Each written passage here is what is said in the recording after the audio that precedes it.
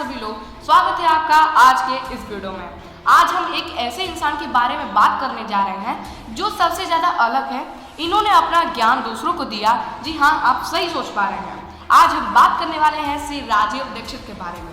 इन्होंने 2004 से 2024 तक भारत में क्या बदलाव लाए हैं, इसकी वजह से आज पूरा भारत बदल चुका है। आज के इस वीडियो में हम उनकी पूरी कहानी को जानेंगे। इनके सिर्फ फोटो लगा के कंपनियों ने करोड़ों कमाए हैं। दिल से स्वदेशी, दिमाग से चाणक्य, इनको लोग सोशल मीडिया एक्टिविस्ट भी मानते करते थे और स्वामी विवेकानंद भी माना करते थे। तो आइए इस वीडियो को बिना किसी देरी के शुरू करते हैं। मैं भारत को भारतीयता की मान्यता के आधार पर फिर से खड़ा करना चाहता हूं, उस काम में लगा हूं। साल 1994 में दिल्ली में राजीव दीक्षित ने स्वदेशी आंदोलन शुरू किया।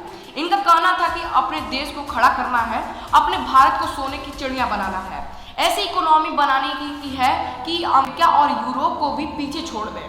और उस प्रोटेस्ट में लोग इनसे जुड़ते चले गए। अब यहाँ पर सरकार घबराई तो सरकार ने इन्हें अरेस्ट का हुक्म दे दिया। ये कानून की व्यवस्था को और उसके तंत्र को बदलना चाहते थे। अब पहले ये समझ लीजिए, उनका जन्म 30 नवंबर साल 1967 को हुआ था और 30 नवंबर 2010 में इनकी देहांत हो जाती है। आपको मालूम होगा कि इन्होंने बीटेक इलाहाबाद यूनिवर्सिटी से, एमटेक आईआईटी कानपुर से किया और उस जमाने में इन्होंने फ्रांस में टेलीकम्युनिकेशन पीएचडी की और इन्होंने एपीजे अब्दुल कलाम के साथ काम भी किया। फ्रीडम फाइटर्स के फैमिली से ये थे।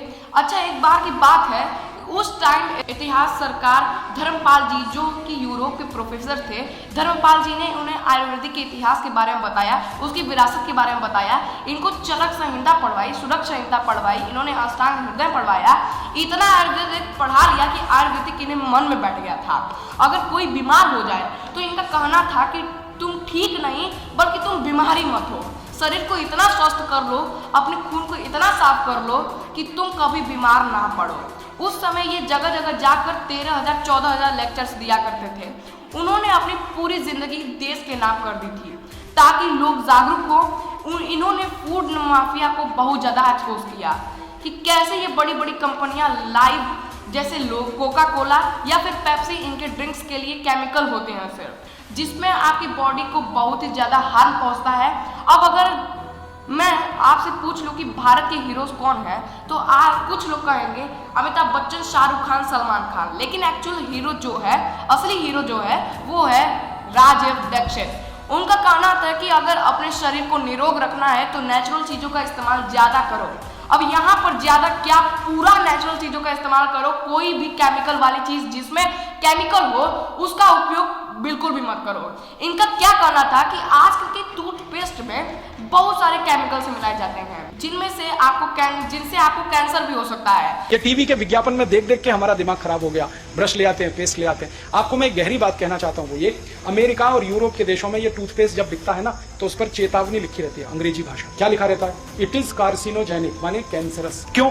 टूथपेस्ट बनाने में केमिकल डाला जाता है, उसका नाम है सोडियम लॉरेल सल्फेट, वो कैंसर करता है। और ये केमिकल डाले बिना पेस्ट नहीं बन सकता। टूथपेस्ट जब आप घिसते हो तो झाग बनता है ना, वो झाग बनाने वाला केमिकल यही है। यही केमिकल होता है शेविंग क्रीम में, यही केमिकल होता है वॉशिंग पाउडर में, यही केमिकल है डिटर्जेंट पाउडर में, वही केमिकल है टूथपेस्ट में, वही केमिकल है शैम्पू में। अब हम पढ़े लिखे लोगों को क्या लगता है, जो पेस्ट में झाग ज्यादा बने वो उतना ही अच्छा, तो शैम्पू से दांत साफ करो। इन्होंने इतिहास की एक ऐसी रियलिटी बताई जो सबसे छुपाई गई थी। जरा इन वीडियोस को देखिए, आपको सब कुछ समझ में आ जाएगा। अंग्रेज था, उसका नाम था रॉबर्ट क्लाइव। उसने कलकत्ता लूटा था और कलकत्ते को लूटकर जो धन जमा हुआ था वो लेके लंदन गया था। रॉबर्ट क्लाइव की ब्रिटिश पार्लियामेंट में पेशी हुई थी और उसको इंग्लिश प्राइम मिनिस्टर ने पूछा कि तुम भारत से क्या लेके आए, तो उसने कहा भारत से नहीं लाया, भारत के एक राज्य के, एक शहर के, एक इलाके से कुछ लेके आया। करेक्शन किया उसने प्राइम मिनिस्टर के स्टेटमेंट। उसने कहा पूरे भारत से लाना तो मेरे बस की बात नहीं है और हम अंग्रेजों को 1000 साल लगेंगे तब पूरे भारत से कुछ हम ला पाएंगे। मैंने तो भारत का एक राज्य बंगाल और उसका एक शहर कलकत्ता और उसका एक छोटा सा इलाका उतना ही लूटा है और वो धन मैं यहाँ लेके आया। तो ब्रिटिश प्राइम मिनिस्टर पूछा कितना धन लेके आए, तो वो कहता है कि आप अंदाजा लगाना चाहते हैं तो इससे लगा लो कि भारत से जो धन मैं लूट कर लाया हूं वो सोने के सिक्के हैं, चांदी के सिक्के हैं, हीरे जवाहरात हैं। ये सब भर भर के लाने के लिए मुझे पानी के 900 जहाज लगे। इतना ही नहीं, हमारे देश में एजुकेशन सिस्टम की रियलिटी बताई कि आज की जो हमारे स्कूल सिलेबस में जो चल रहा है वो मैक्लोइक सिलेबस है। वो सिलेबस जिसमें कुछ भी नहीं है, जो आपको बर्बाद करके रख देगा।